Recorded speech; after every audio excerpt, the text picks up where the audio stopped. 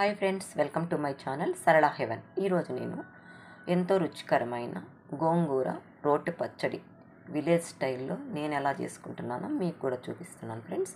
మీకు నచ్చినట్లయితే ఒకసారి మీరు ట్రై చేయండి. ఫస్ట్ 2 కట్టల గోంగూర తీసుకొని శుభ్రంగా ఒలిచి క్లీన్ చేసుకొని పక్కన పెట్టుకున్నాను. దానికి పచ్చిమిరపకాయలు కొన్ని తీసుకున్నాను, కొన్ని ఎర్రగడ్డలు తీసుకున్నాను. పచ్చిమిరపకాయలు కొంచెం గోంగూర పుల్లగా ఉంటుంది కనుక కొంచెం పచ్చిమిరపకాయలు ఎక్కువే పడతాయి ఫ్రెండ్స్.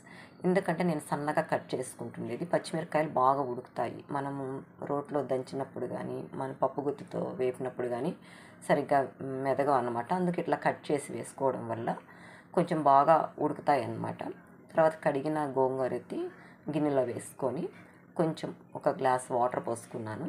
తర్వాత కొంచెం ఉప్పు వేసుకొని స్టవ్ వెలిగించుకొని దబర స్టవ్ పైన పెట్టుకొని ఒక 10 నిమిషాలు సిమ్లోనే ఉడకబెట్టాలి ఫ్రెండ్స్. ఎందుకంటే అది సిమ్లోనే ఉడికితేనే బాగుంటుంది. హైలో పెడితే కొంచెం మాడిపోతుంది. కొంచెం చింతపండు వేసుకున్నాను టేస్ట్ కోసము.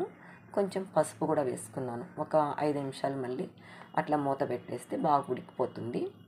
బాగా అటు ఇటు కలిపెడతా ఉండాలి ఫ్రెండ్స్, మాడిపోకుండా ఉంటుంది గోంగూర పచ్చడి. లేకపోతే ఆ నీళ్ళంతా విగురుకోపోవాలన్నమాట. విగురుకోపోయి బాగుంటే పచ్చడి మాడు వాసన లేకుండా బాగా టేస్టీగా ఉంటుంది.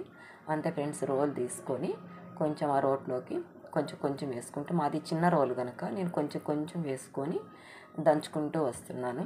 బాగా కచ్చా పచ్చగా దంచాలి, మరీ మెత్తగా దంచితే కూడా బాగోదు. దంచాక కొంచెం ఎర్రగడ్డలు, కొంచెం ఒక 6-7 పాయలు తెల్లగడ్డలు కూడా వేసాను.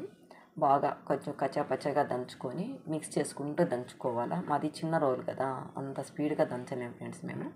అందుకోసము కచ్చాపచ్చగా దంచుకొని రోట్లో బాగా అటు ఇటు కలిపెట్టుకోవాలా. ఉప్పు మీకు నేను ఫస్టే వేసేసాను, ఉప్పు ఎంత కావాలని. మరి మీకు చాలకపోతే కూడా వేసుకోవచ్చు ఇందులోనే. బాగా అట్లా తిప్పుతూ దంచాలి. దంచాక ఒకసారి కలిపెట్టాలి, ఎలా ఉందో చూసుకొని. తర్వాత బౌల్లోకి తీసుకొని మళ్ళీ స్టవ్ మీద బాండలు పెట్టుకొని కొంచెము ఆయిల్ వేసుకోవాలి. తర్వాత పోపు దినుసులు, కొంచెం ఆవాలు వేసుకున్నాను, కొంచెం ఉద్దిపప్పు, మెంతులు, జీలకర్ర, 2 ఎండుమిరపకాయలు వేసుకున్నాను. బాగా కొంచెం పుల్లగా ఉంటే కూడా కొంచెం ఎండుమిరపకాయలు ఎక్కువ వేసుకోవచ్చు. కొంచెం కరివేపాకు వేసుకున్నాను, కొంచెం ఇంగ వేసుకున్నాను. ఇంగ వేస్తే మాకు టేస్ట్కి బాగుంటుందని వేసుకున్నాను. అది ఆప్షన్ అండి, మీకు వేసుకోవాలనిపిస్తే చూడండి, లేకపోతే వదిలేయండి. అంతేనండి, గోంగూర పచ్చడి అందులో వేసి తిరగబోసేసాను. అంతే ఫ్రెండ్స్, సింపుల్గా టేస్టీగా రోటి పచ్చడి విలేజ్ స్టైల్లో నేను ఎలా చేసుకున్నాను మీకు చూపించాను ఫ్రెండ్స్. అంతే ఫ్రెండ్స్, బాయ్ ఫ్రెండ్స్. సబ్స్క్రైబ్ చేయండి, లైక్ చేయండి.